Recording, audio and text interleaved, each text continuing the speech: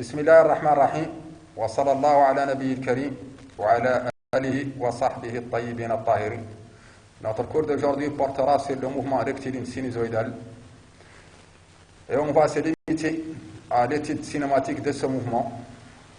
Dans les vidéos prochaines, vous aurez Inch'Allah une étude dynamique du même phénomène ainsi qu'une étude énergétique.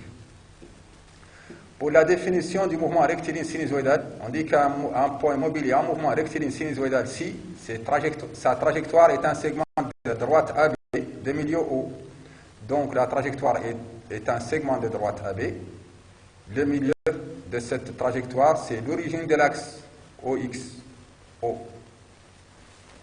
Dans le repère OI, d'origine O porté par la trajectoire, son abscisse X, ou élongation instantanée, est une fonction sinusoïdale de forme xt égale xm cosinus oméga t plus phi.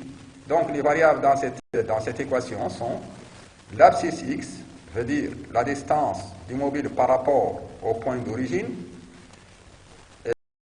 l'abscisse, et xm, c'est la plus grande valeur possible de x, qui s'appelle l'amplitude.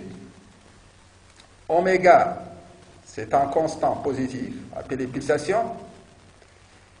Et phi, c'est la phase initiale. Donc, les variables dans cette équation sont x et t. Donc, il lie x, l'abscisse, avec l'instant correspondant. Cette équation est appelée équation horaire du mouvement rectiligne sinusoïdal. Prenons cette simulation pour éclaircir les choses. On a ce corps accroché à un ressort et il glisse sur le plan horizontal. Il glisse sans frottement sur le plan horizontal. Il est en mouvement rectiligne sinusoïdal.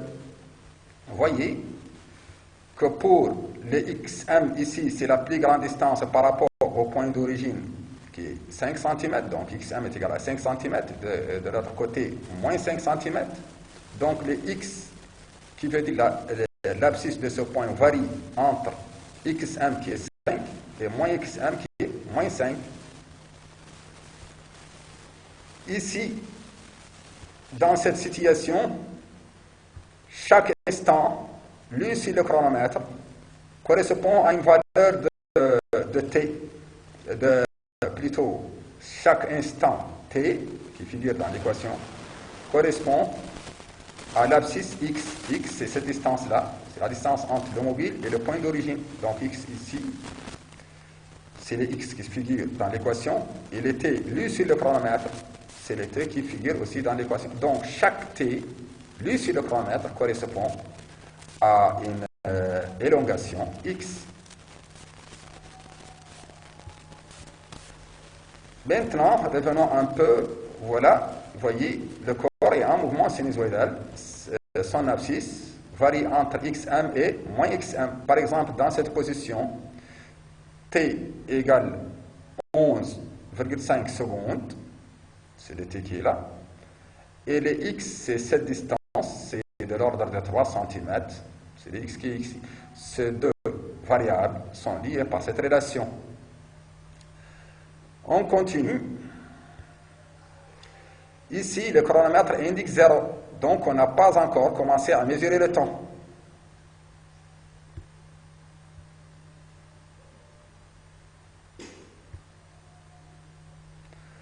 Dans cette position-là, on a déclenché le chronomètre.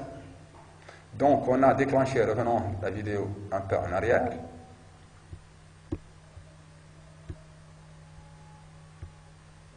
Donc on a déclenché le chronomètre lorsque x était égal à 5 cm. Donc à t égale 0, x est égal à 5 cm. Donc x est égal à xm. Donc le t égale 0 veut dire l'instant où on a déclenché le chronomètre. Et il était déclenché lorsque le mobile était à l'élongation 5 cm. Donc on continue. Pour le oméga qui figure dans l'équation, c'est la pulsation du mouvement. Son unité, c'est le radian par seconde. xm, l'amplitude du mouvement ou élongation maximale, elle s'exprime en mètres. Elle est déterminée souvent à partir des conditions initiales.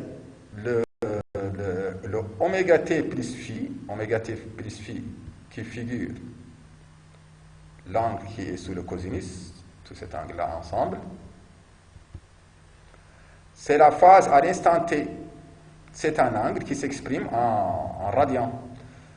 À l'instant t égale 0, si on remplace par 0, ça reste phi.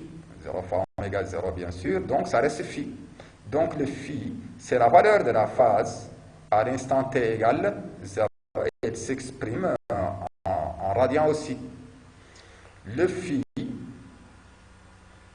elle est déterminée toujours à partir des conditions initiales, veut dire la position du mobile à la date t égale 0, ainsi que sa vitesse à cette date.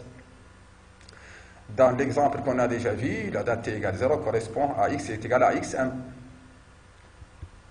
Voilà. Maintenant, passons à la vitesse. La vitesse, on a déjà vu que la vitesse, c'est la dérivée de l'élongation par rapport au temps. Donc, c'est la dérivée de x par rapport au temps. Revenons à x. X est égal à xm cosinus oméga t plus phi. En dérivant cette fonction, on dérive la parenthèse au débit. Phi, sa dérivée égale 0. Oméga t, sa dérivée par rapport au temps, c'est oméga. Et la dérivée du cosinus, c'est le moins sinus. Donc, la dérivée de la parenthèse moins oméga. La dérivée de la parenthèse plutôt, c'est oméga. Et le cosinus, sa dérivée moins sinus. Donc, la dérivée, ce sera moins oméga xm sinus oméga t plus phi. Donc, pour la vitesse obtenue par la dérivée de x par rapport au temps, c'est moins oméga xm sinus oméga t plus phi. La vitesse est nulle au point de rebroussement A et B, donc la vitesse est nulle aux bornes de la trajectoire, au point A et au point B, la vitesse est nulle, parce qu'en ces points, le mobile change le sens du mouvement. Et la vitesse est maximale au passage par la position d'équilibre. Observez bien ici, si x est égal à xm ou x est égal à moins xm, la vitesse est nulle. Inversement, si le x est nul, la vitesse est maximale ou minimale. Donc la vitesse au passage par le point O, c'est plus ou moins oméga xm. Donc la vitesse maximale,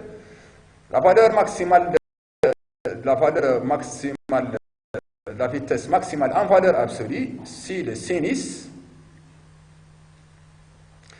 obtient sa valeur maximale en valeur absolue, et sa valeur maximale en valeur absolue, c'est plus ou moins 1.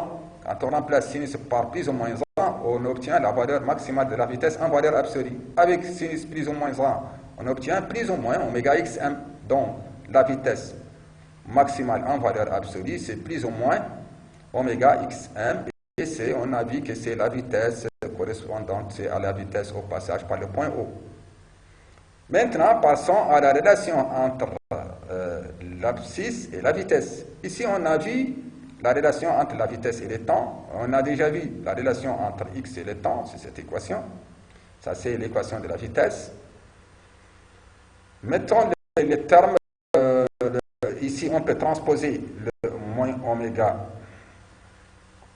On obtient v sur moins oméga, xm sinus oméga t plus phi. Ici, même chose. On a réécrit l'équation seulement, sans changement, x égale xm cosinus oméga t plus phi. Mettons les termes de cette équation au carré. On va obtenir x carré, xm carré, cosinus carré. Ici, pour la deuxième équation, v sur oméga carré et xm carré, cosinus carré. En sommant les deux équations après avoir les mis au carré, on obtient x carré, c'est x carré, plus v sur oméga carré, égale xm carré cosinus carré oméga t plus phi plus xm carré sinus oméga t plus phi. On peut prendre xm carré en facteur. Donc ça devient xm carré cosinus carré oméga t plus phi plus sinus carré oméga t plus phi qui est égal à 1. Donc ça reste xm carré fois 1, donc xm carré. Donc ça c'est la relation entre la vitesse et l'élongation correspondante. Donc x carré plus v sur oméga carré est égal à xm carré. Maintenant, on va voir le comportement de la vitesse dans cette simulation.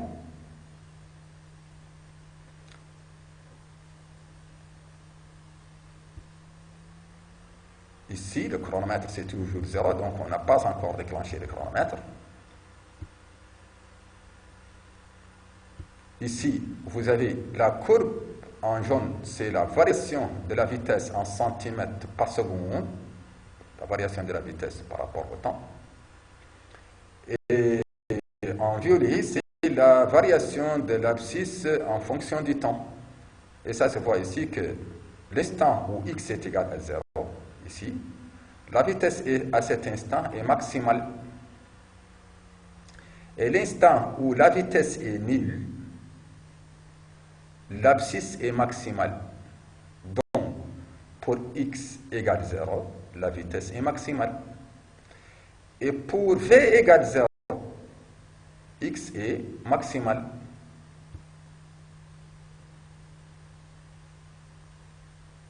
Voyez? Voilà, on vient de déclencher le chronomètre. Lorsque le mobile était à l'amplitude maximale, on a déclenché le chronomètre. Donc t égale 0, x est égal à xm.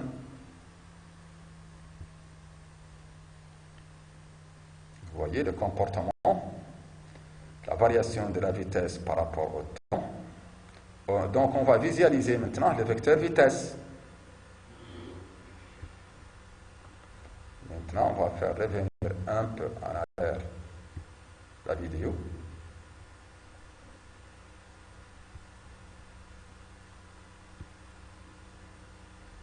À ce point-là, moins xm, la vitesse est nulle.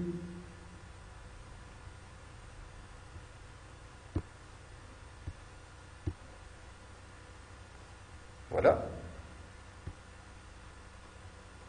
Et à cet instant, le passage par xm, la vitesse est aussi nulle.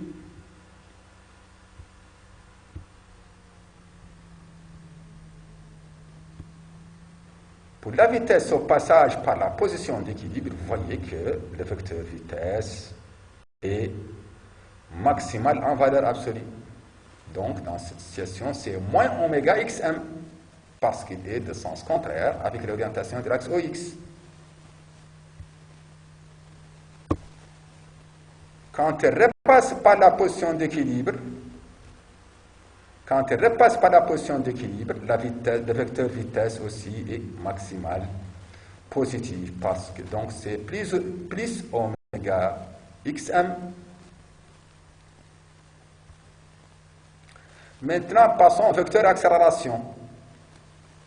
Dans le repère OI porté par la trajectoire, on peut écrire l'accélération. Vous avez déjà vu que c'est la dérivée de la vitesse par rapport au temps. Dérivons le vecteur vitesse. Le vecteur vitesse, on a vu que son expression en fonction du temps, moins oméga xm sinus oméga t plus phi. En dérivant cette équation, on dérive la parenthèse au début, phi, sa dérivée est nulle. Oméga t, sa dérivée, c'est oméga. Donc, oméga multiplié par oméga, on obtient oméga au carré. La dérivée du sinus, c'est le cosinus. Donc, on obtient la dérivée de cette fonction sur moins oméga carré xm cosinus oméga t plus phi. Voilà l'accélération moins oméga carré xm cosinus oméga t plus phi. Or, xm cosinus oméga t plus phi, le xm cosinus oméga t plus phi, on a déjà vu que xm cosinus oméga t plus phi est égal à x. Donc, on peut remplacer xm oméga t plus phi par x pour obtenir cette équation. C'est la relation entre l'accélération et l'abscisse x. Donc, le mouvement rectiligne sinusoïdal, l'accélération n'est pas constante, elle dépend de l'abscisse du mobile. Or, l'accélération, c'est la dérivée seconde de x. Donc, cette équation, c'est d carré x sur dt carré. Donc, cette équation peut s'écrire sous la forme d carré x sur dt carré plus oméga carré x est égal à 0. C'est l'équation différentielle caractérisant le mouvement sinusoïdal. Voyons cette simulation-là. C'est le même corps qu'on a déjà vu un mouvement sinusoïdal. Maintenant, voilà, on va déclencher le chronomètre. Le chronomètre, dans cette situation, est déclenché à l'instant du passage par la position d'équilibre. Donc, t égale 0, x égale 0. Vous voyez, mouvement rectiligne sinusoïdal. On va visualiser le vecteur accélération. Vous voyez. Maintenant, on va revenir un peu en arrière pour représenter l'accélération au point O. Donc, au point O, l'accélération est nulle.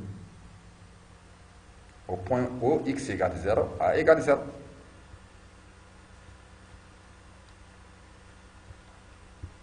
Donc, pour x est égal à xm, l'accélération est maximale en valeur absolue.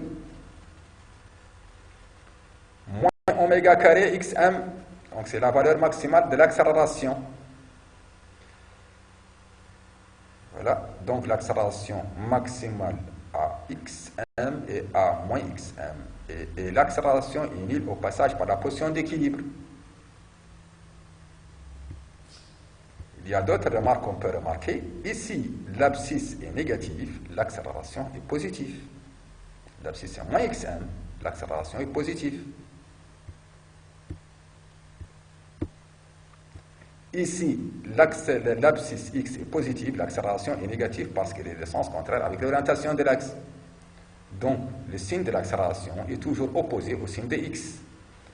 Et vous allez remarquer aussi que le vecteur accélération est toujours orienté vers l'origine O.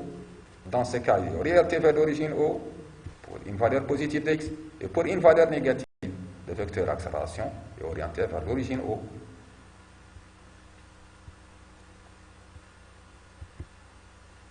Maintenant, on va passer à la période. La période représente le temps entre deux passages successifs du même point et dans le même sens. Et donc, c'est le temps d'une oscillation. Donc, le mouvement effectué dans une période est appelé oscillation. Retenez bien cette formule en cœur. La période t du mouvement sinusoïdal est égale à 2 pi sur oméga. Ici, on a un mouvement rectiligne sinusoïdal, la variation de x par rapport au temps, pour tirer la période à partir de cette courbe. Ici, dans cette position, il est en amplitude maximale, et dans cette position, il revient à la même position d'amplitude maximale. Le temps entre ces deux arrivées à l'amplitude maximale, ce temps-là, c'est la période. On peut revoir un peu le calcul de la période. Pour notre situation ici, la période, on a x s'annule, il passe par l'origine dans le sens, ici il passe par l'origine dans le sens positif, ici il repasse par l'origine mais dans le sens négatif, ici il passe par l'origine dans le sens positif. Donc la période c'est le temps entre cet instant-là et cet instant. Ici on a 1,5 secondes. Et ici, c'est 5,5 secondes, donc la période est égale à 4 secondes. On peut également tirer la période à partir d'une demi-période seulement. Ici, il passe par l'origine et repasse dans le sens négatif. Le temps entre ces deux passages, c'est une demi-période. Si vous avez un carreau qui représente 1 cm, un demi et un demi, donc en total 2 carreaux. Donc la demi-période est égale à 2 secondes et la période ce sera 4 secondes. La fréquence du mouvement rectiligne sinusoïdal, elle représente le nombre d'oscillations effectuées par seconde et se mesure en Hertz, en hommage à un riche Hertz symbolisé par la lettre Hz. La fréquence n, qui est le nombre d'oscillations effectuées par seconde, c'est l'inverse de la période, donc de cette relation, ce sera oméga sur 2pi.